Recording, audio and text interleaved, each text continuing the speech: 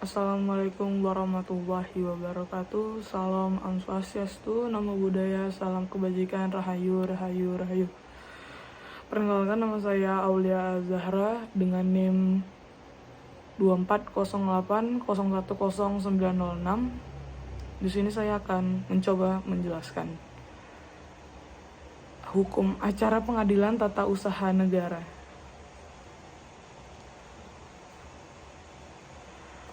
Apa sih hukum acara peradilan tata usaha negara?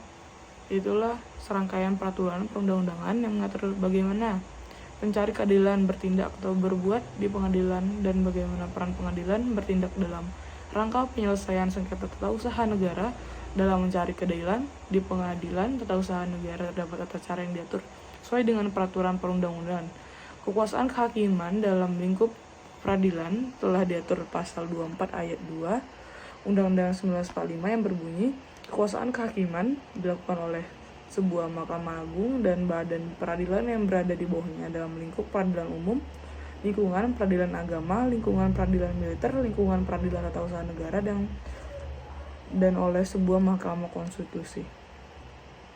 Jadi sejarahnya peradilan tata usaha negara ini ada beberapa, itu sebagai peradilan yang terakhir dibentuk yang ditandai dengan disahkan Undang-Undang Nomor 5 Tahun 1986 pada tanggal 29 Desember 1986 dalam konsideran menimbang.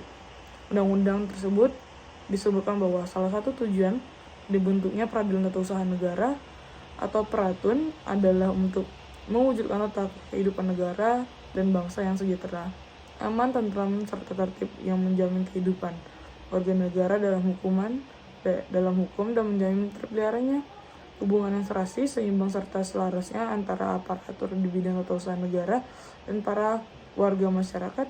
Dengan demikian lahirnya peradilan tata usaha negara yang menjadi bukti bahwa Indonesia adalah negara hukum yang menjunjung tinggi nilai-nilai keadilan, kepastian hukum, hak manusia atau HAM.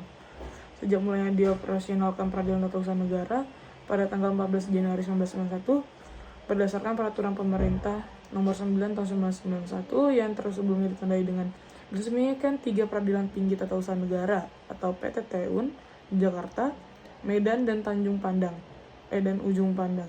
Kemudian berkembangnya dengan didirinya peradilan tata usaha negara di seluruh ibu kota provinsi sebagai peradilan tertinggi pertama. Hingga saat ini, eksistensi dan peraturan sebagai suatu lembaga peradilan yang mempunyai fungsi, tugas, dan kewenangan memeriksa, mengadili dan memutus sengketa tata usaha negara antara anggota masyarakat dan pihak pemerintah atau badan eksekutif dirasakan oleh sebagian kalangan belum dapat memberikan kontribusi dan sumbangsih di dalam memberikan perlindungan hukum kepada masyarakat serta menciptakan perilaku aparatur yang bersih dan taat hukum serta sadar akan tugas dan fungsinya sebagai pelayan dan pengayom masyarakat. Selanjutnya ada tujuan. Pengadilan tata usaha negara dibentuk untuk menyelesaikan sengketa antara pemerintah dan warga negara yang muncul akibat tindak-tindak pemerintah yang dianggap melanggar hak-hak warga negara. Tujuan utama dibentuknya pengadilan tata usaha negara adalah untuk memberikan perlindungan hukum terhadap hak-hak masyarakat yang bersumber dari hak individu serta melindungi hak masyarakat yang didasar pada kepentingan bersama individu yang hidup dalam masyarakat tersebut. Pengadilan tata usaha negara memastikan agar tindak pemerintah tetap dalam koridor hukum dan tidak merugikan hak-hak warga negara. Subjek itu ada dua, yang satu penggugat, yang satunya lagi tergugat. Ya, tergugat itu sebagai telah ditentukan dalam pasal 53 ayat 1 Undang-Undang Nomor 9 Tahun 2004. Penggugat adalah setiap orang atau badan hukum perdata yang merasa kepentingan dirugikan akibat dikeluarkan keputusan tata usaha negara. Pihak-pihak yang dapat mengajukan gugatan kepada peradilan tata usaha negara adalah orang yang merasa kepentingan dirugikan oleh suatu keputusan tata usaha negara. B. Badan hukum perdata yang merasa kepentingan dirugikan oleh suatu keputusan tata usaha negara. Terus yang kedua ada tergugat. Tergugat adalah badan atau pejabat tata usaha negara yang mengeluarkan keputusan berdasarkan wewenang yang ada padanya atau yang dilimpahkan padanya. Yang digugat oleh orang atau badan hukum perdata yang dapat digugat adalah jabatan yang ada pada badan tata usaha negara yang mengeluarkan keputusan tata usaha negara berdasarkan wewenang dari badan tata usaha negara itu atau wewenang dilimpahkan kepadanya. Contohnya Kepala Dinas Pendidikan Kabupaten Buleleng bupati, bupati dan lainnya, sehingga tidak menjadi masalah ketika terjadi pergantian orang pada jabatan tersebut. Ada kompetensi absolut. Kekuasaan absolut dari pengadilan di lingkungan pengadilan tata usaha negara terdapat pada pasal 47 Undang-Undang Nomor 5 tahun 19 menentukan 10 bahwa pengadilan bertugas dan berwenang memeriksa, memutus, dan menyelesaikan sengketa tata usaha negara. B. Kompetensi relatif. 1. Pengadilan tata usaha negara. Pengadilan tata usaha negara berkedudukan di ibu kota kabupaten atau kota dan daerah hukumnya meliputi wilayah kabupaten kota. Pengadilan tata usaha negara dibentuk dengan keputusan presiden. Sampai saat ini di setiap daerah kota atau ibu kota daerah kabupaten belum seluruhnya dibentuk pada pengadilan tata usaha negara. Oleh karena itu, untuk mengetahui daerah hukum atau pengadilan tata usaha negara harus dilihat pada keputusan presiden tertentu membutuhkan pengadilan tata usaha negara tersebut. 2. Pengadilan tinggi tata usaha negara. Pengadilan tinggi tata usaha negara berkedudukan di ibu kota provinsi dan daerah hukumnya meliputi wilayah provinsi. Pengadilan tinggi tata usaha negara dibentuk dengan undang-undang. Pada saat sekarang, seluruh daerah provinsi di Indonesia adalah bentuk pengadilan tinggi tata usaha negara, kecuali daerah provinsi baru saja dibentuk, misalnya daerah provinsi Banten, Gorontalo, dan Maluku Utara. Ruang lingkupnya adalah pengadilan tata usaha negara merupakan komponen hukum publik. Pengadilan tata usaha negara terdiri atas tugas dan kewajiban sendiri memeriksa, memutus, dan menyelesaikan sengketa tata usaha negara, yaitu suatu penyelesaian yang timbul dalam bidang hukum acara tata usaha negara antara orang atau badan hukum perdata dengan badan atau pejabat tata usaha negara, baik di pusat maupun di daerah, sebagai akibat dikeluarkan suatu keputusan tata usaha negara, termasuk mempertahankan kepegawaian berdasarkan peraturan perundang-undangan yang berlaku, seperti pasal 50 JO pasal 1 angka 4 Undang-Undang Pengadilan Tata Usaha Negara. Hukum acara yang berlaku pada Pengadilan Tata Usaha Negara telah diatur dalam Undang-Undang Pengadilan Tata Usaha Negara, meliputi hukum acara pada pemeriksaan tingkat pertama dan pemeriksaan tingkat banding.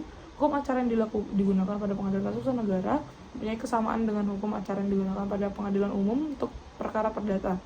Namun terdapat beberapa hal khusus yang tercantum dalam hukum acara Pengadilan Tata Usaha Negara, antara lain sebagai berikut. 1. Adanya batas tenggang waktu mengajukan gugatan, yaitu 90 hari begitu terhitung sejak ketentuan tata usaha negara yang digugat dikeluarkan atau diumumkan oleh badan atau pejabat tata usaha negara atau sejak diterima atau diketahui oleh penggugat. 2. Terdapat prosedur penolakan, yaitu wewenang ketua peradilan tata usaha negara untuk memutuskan dengan penetapan bahwa gugatan tidak diterima karena tidak memenuhi syarat yang ditentukan dalam pasal 62 ayat 1 Undang-Undang Pengadilan Tata Usaha Negara. Sengketa pengadilan dari sengketa tata usaha negara terdiri telah dijelaskan dalam pasal 1 angka 4 Undang-Undang Nomor 5 1986, pasal 1 angka 10 Undang-Undang Nomor 5 tahun 1986 JO, Undang-Undang Nomor 51 tahun 2009. Sengketa tata usaha negara merupakan sengketa yang timbul dalam bidang tata usaha negara antara orang atau badan hukum perdata dengan badan atau pejabat tata usaha negara, baik di pusat maupun di daerah. Sebagai akibatnya dikeluarkannya keputusan tata usaha negara, termasuk sengketa kepegawaian berdasarkan peraturan perundang-undangan yang berlaku. Dari ketentuan tersebut dapat diketahui bahwa yang dimaksud dengan sengketa tata usaha negara terdiri dari beberapa unsur, yaitu satu, sengketa yang timbul dalam bidang tata usaha negara. 2. Sengketa tersebut adalah orang atau badan hukum perdata dengan badan atau pejabat tata usaha negara. Keefektifan peradilan tata usaha negara dalam menyelesaikan sengketa tata usaha negara efisien berasal dari kata efektif, yang juga mengacu pada kemampuan untuk mencapai tujuan yang telah ditetapkan. Operasi yang efisien selalu bergantung pada interaksi antara hasil yang diharapkan dan hasil aktual. Efektivitas adalah kemampuan untuk melakukan tugas, fungsi, operasi, kegiatan, program, atau misi dari suatu organisasi atau sejenisnya yang tidak adanya tekanan atau ketegangan di antara pelaksanaannya. Hasil menurut analisis di atas, efektif ditunjukkan dengan indikator kemampuan sebuah organisasi atau mencapai tujuan atau sasaran yang telah ditetapkan sebelumnya. Hal ini yang merupakan suatu kasus pengukuran di mana suatu target tertentu tercapai sesuai dengan apa yang telah diantisipasi sebelumnya. Dengan demikian, dalam menilai suatu efektivitas dari sebuah peradilan perlu dipahami terlebih dahulu mengenai tujuan dari dibentuknya peradilan atau peraturan perundang-undangan itu sendiri. Kesimpulan hukum acara pengadilan tata usaha merupakan serangkaian peraturan perundang-undangan yang mengatur bagaimana pencari keadilan bertindak atau berbuat di pengadilan dan bagaimana peran pengadilan bertindak dalam rangkaian penyelesaian sengketa tata usaha negara. Subjek dan objek dalam hukum acara ini bisa disebut dengan para pihak. Dibentuknya pengadilan tata usaha negara ini yang memiliki tujuan khusus, yaitu memberikan perlindungan hukum terhadap hak-hak rakyat yang bersumber dari hak individu serta melindungi hak-hak masyarakat yang didasarkan pada kepentingan bersama individu yang hidup dalam masyarakat tersebut.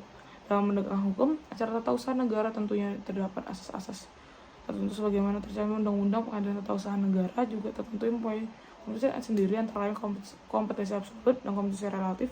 Efektivitas dan pengadilan tata usaha negara dinilai berdasarkan kemampuan dari pengadilan itu sendiri dalam menentukan tujuan menurut dari berdirinya pengadilan tata usaha negara.